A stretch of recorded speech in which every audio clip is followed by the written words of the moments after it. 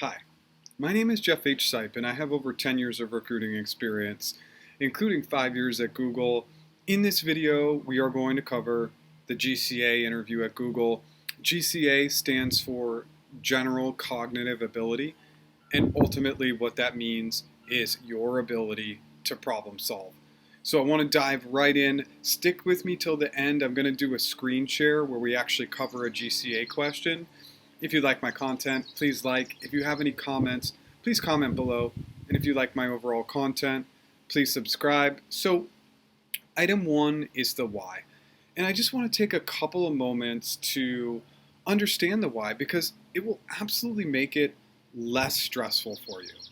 Google is a complex company, and the GCA interview just gives them a little bit more insight into how you problem solve.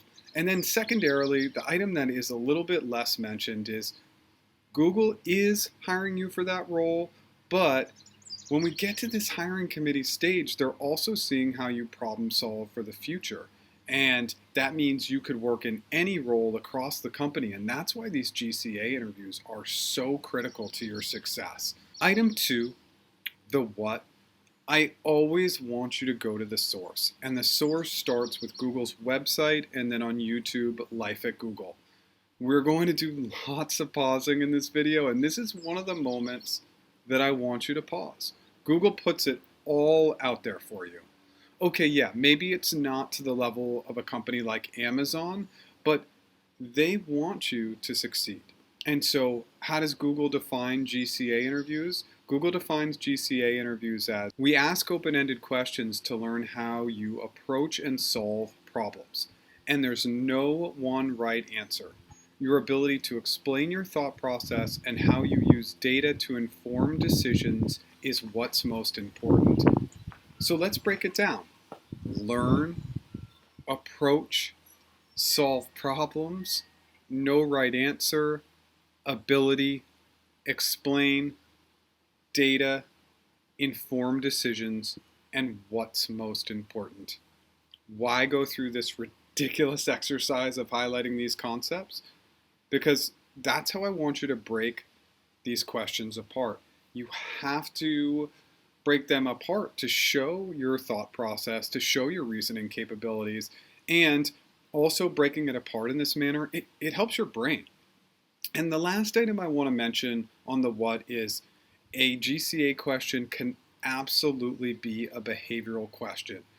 What that means and how that shows up is it's going to be an incredibly vague behavioral question. And I can tell you, I got one of those in my GCA interview, a hypothetical, open-ended question, and then a behavioral question that was very vague. So it is a little counterintuitive, but just know that you're still going to have to break down all those components. And that's a good back and forth. It's understanding how behavioral and open-ended questions are really connected. Item 3 is the how. So I don't want to try and overwhelm you in this section. I just want to focus on 3 main items. First is frameworks. If you do not go into the GCA interview with a plan and planned frameworks to tackle larger concepts, you're just doing yourself a huge disservice. There is a huge opportunity to have success in these interviews, and you start by creating one overarching framework, and then secondarily what you want to do is you want to chop down and build some smaller frameworks that are role specific. I'll go ahead and throw my PM 101 in the YouTube description just so you can see it. And I just want to pause here. So our second pause moment, which is I can't provide you with any better advice in this interview. If you don't go in with frameworks, your competitors are just setting themselves up for better success if they do. So just something I want you to think about. And then lastly is I want you to look at maybe some consulting frameworks. This is where it gets a little complex, but it can help you really lay that groundwork and have success. I'll also include that link in the YouTube description down below. And lastly, just think about this safety net concept. You're up on the high rope, you're walking the high rope. Knowing that you have that safety net, it gives you so much more confidence. That's what a framework is. It's a safety net. It's going to build great confidence for you. Okay, second, practice. Your ability to have success in these interviews is directly correlated to practice. And when I talk about practice, I'm talking about practice with another human being. Now, of course, you could hire a coach like me, but that's not the goal here. The goal is for you to practice, get these out verbally, have an interaction with somebody, and I want you to fall apart a little bit. I want you to crumble. I want you to epically fail because I want you to shake it off and just get those butterflies out. Because if you're trying to go in for the first time and face these GCA questions and never having practiced them, it's a recipe to not have success. And so I really, really want you to practice. The third piece that I want to chat about is just understanding the physical. And I couldn't really think of a great way to define this, but do you perform best with a pen and paper, with a whiteboard? And if you're going to use a whiteboard, it doesn't mean you have to be physically there. It means you could be at home and you could have that whiteboard set up, but make sure the lighting's right. Your laptop height is right. The marker is dark enough, that the light isn't making it have a glare. That if you are going to do 3 or 4 back-to-back interviews, but you want to use a whiteboard, you have a good setup to bring your laptop from high to low. The setup is really critical, and it's just something that will help you have more success. And I just want to bring up this handwriting concept. And specifically, handwriting activates larger regions of the brain for thinking, language, and working memory. And I had to look down to remember that, but those 3 concepts, really, really critical. So just understand that the writing concept creates great brain connectivity, also really important. Okay, the big one before the screen share, item 4, application. And so let's dive right into the interview. High level communication, just thinking out loud, verbalizing, writing, exploring, etc. Make sure your communication is fantastic. Second, the question. Let's use multiple senses, right? Let's hear it, let's speak it, and then let's write it down. Create those 3 items for better brain connectivity. 3, clarify. Our third pause moment of the video. If you're like 95% of interviewers, you're going to dive right in. Yeah, maybe you explore a question or 2, but you're just getting to it. Don't get to it. Really, really resist this at all costs.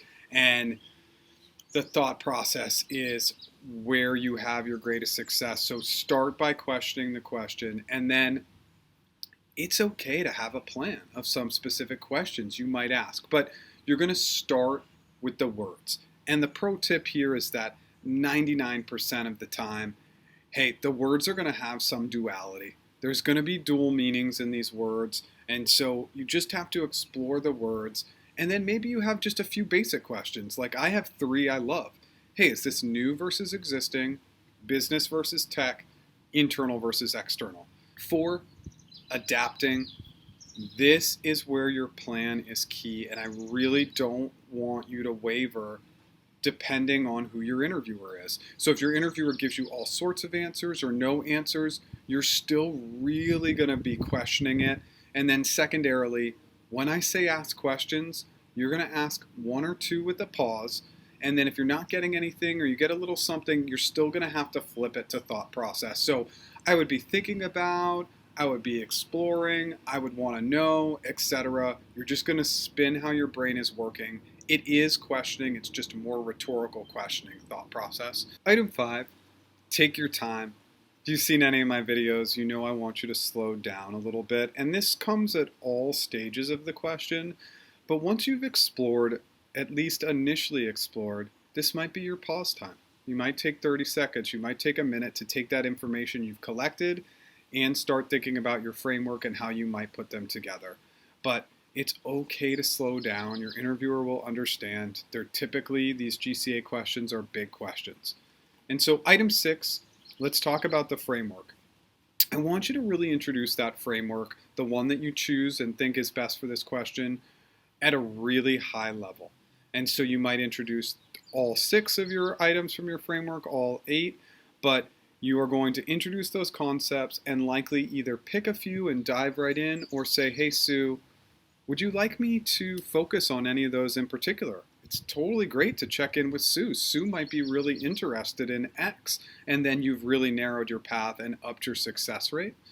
7, assumptions. Once you have introduced your framework and you're going to chop in, you have to make some assumptions. And those assumptions should be, hey, you're working at Google in that specific role, and you might want to also assume, hey, I have some previous documentation. I definitely have the right stakeholders, the right SMEs, the right software tools, etc. 8, solution. So the interesting part about GCA questions is not all of them actually ask for a solution. Some are very high level exploratory. And so again, another time where you can take a couple paths, you can ultimately dive right into that solution, or you can pause and say, Sue, we went really high level exploratory. I kept it really generic. But now do you want me to create the plan? Do you want me to flip to that solution? Because some interviewers will care and some won't. I actually don't care that much about the solution. I'm much more interested to see the path you take, the exploration, where Sue might care all about the solution. Now, of course, if the question is asking for a solution, you want to solve it, but it's not always 100% clear. And just know and be aware of that. Okay, now I want to flip over and do a screen share. Okay, so let's tackle the question, how would you convince a GCP customer to expand their cloud services? So obviously, first step, we're going to restate, and then our initial questions are really going to be exploring the words. So convince, GCP customer, expand, and cloud services. These are really the 4 items that I would want to explore. And before I could convince or expand, I would need to know more about this GCP customer. First question is, are they a new or existing GCP customer? New. And so the question says a GCP customer, so you are assuming that they exist, but think about it. An existing customer can absolutely still be a new customer. And personally, they might be a new customer to me. Maybe I've never interacted with them before. So I want you to understand whether you've ever had a text, a phone call, an email with them. Have you ever shared information with them? Are they utilizing a free trial of GCP? Is this a proactive or reactive response? Meaning, are they really looking to expand or you're trying to drive the relationship, etc.? Existing, and again, this is our assumptive. Do I have historical data to reference? Meaning stakeholders or documentation. How long have they been a GCP customer?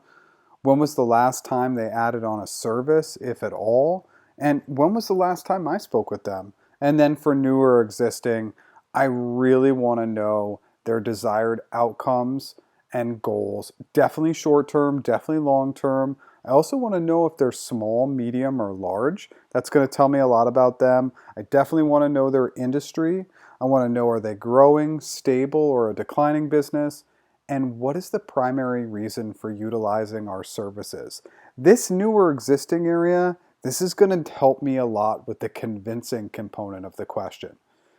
Secondly, I want to focus more on that, how are they utilizing their current cloud services? So this is absolutely a critical question. So how is the GCP customer using all the different services GCP provides? So like, are they fully supported by GCP? Do they have a hybrid model? If it's a hybrid model, like what facets, etc. And then lastly, to understand how I could convince them to expand, I would want to learn more about their documented goals and objectives.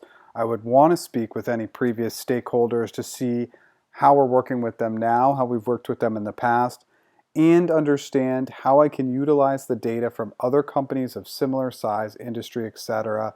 And then next, meet with them, ideally face-to-face, obviously given current scenarios, via video if we can't meet with them face-to-face. And the reason why I bolded these items is this is what I'm going to do to convince them. So I really want to focus on this. And again, getting back to their goals and objectives, it's okay to be repetitive and reiterate. Your interviewer needs to hear it a couple times, short-term, long-term, more historical data, especially like, are they an existing GCP customer, but they're still newer and they have experience with cloud providers like AWS or Azure, or they've never used the cloud before? Because that's going to change how I convince them to expand their services. And then I just want to understand more high-level PM 101, budget, timeline, resources, especially from a business and technical perspective, and people specifically focusing on SMEs. I want to know risks. I want to know scope and scale, and I absolutely want to know stakeholders, decision makers. And ultimately, that's what's going to get us to this shared vision. Yes, this is just the exploratory part. Of course, there's a little bit of back and forth over the screen share. You can get through all that information in probably 90 seconds.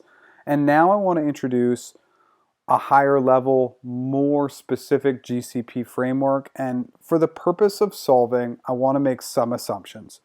The existing customer has been utilizing GCP, let's say, for at least a year. They're a larger customer, as many of Google's customers are. They need to expand their services now, and they have some budget to do it. I think these are all really, really good assumptions, and that we're going to be working on both the business and technical side of things. So let's focus on two higher level generic PM concepts and introduce a more relevant GCP framework. And so what I mean by that is the exploratory has to connect with your high level framework. So I would want to stick and stay connected with goals and objectives and historical data, and then introduce my framework CSD NBM, which is computing and hosting, storage, databases, networking, big data, and machine learning. And so a couple of paths you can take here. We can check in with Sue and say, hey Sue, of those 6 concepts, as we look at GCP, would you like me to focus on any of those concepts specifically? And if not, you're probably going to want to just check in and talk about a few. You probably don't want to talk about all 6, so let's use the first 3. So as I'm thinking about this current customer and I'm thinking about computing and hosting, I want to know their current setup. And I also want to know if it makes sense for the customer or Google to handle most of their resources. Sometimes customers want to handle it and keep most of the stuff on-prem. Sometimes they want to go fully over to Google Cloud. I would definitely highlight the benefits of working in a serverless environment and leveraging Google's fantastic container technologies. When we talk about storage, we already assume that they have the budget, but this is where I would want to highlight Google's competitive costing structure and build out a long-term storage plan so that we could make sure they were being the most cost-effective with their needs, not just for the short term, but for the long term. And then lastly, when we talk about databases, we would address their current setup and look at the advantages of Cloud SQL versus Cloud Spanner, and then obviously look at a couple of the NoSQL options as well. At this point, again, I want you to stop. This question is definitely looking for a solution, but just check in with Sue and say, Sue, I covered those few items and I still want to stay really, really connected to the goals and objectives and the historical data, but can I go into a solution now? Obviously, I think at this point it's going to be a good match for you to go into the solution with Sue, and so let's dive right in. Step 1, I want to make sure from the beginning I have the right people on that video call, in the room, in communication. I need to make sure that not only the stakeholders, but the people who can actually sign the deal are there and they're involved in the process. Step 2, I would convince them with data focusing not only on what GCP offers, but how it aligns with their specific goals and objectives on those specific offerings.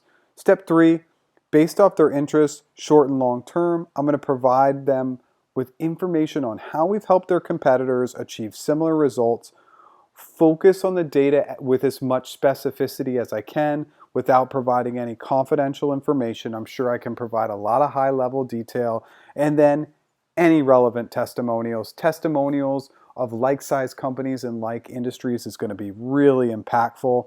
Step 4, create that shared vision and plan. So we're going to document timeline, budgets, resources, risks, overall scope and scale, and create those really strong milestones. Step 5, once we've agreed to the next steps, I'm going to instantly trigger anything technically that does not require customization. And then I'm going to create a plan for all other technical integrations. I'm going to align customer engineering and solutions consultants to be POCs for their team.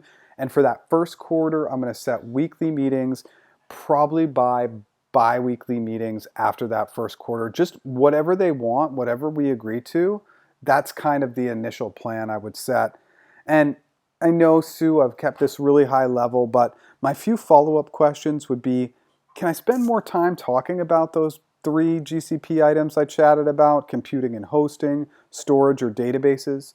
Can I tell you a little bit more about how I would explore networking, big data, or ML? Or can I dig into the solution and what that might look like?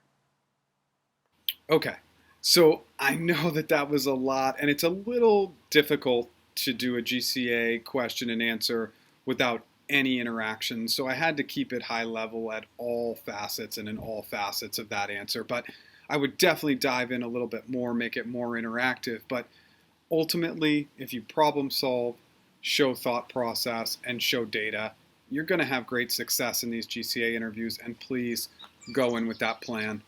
Good luck.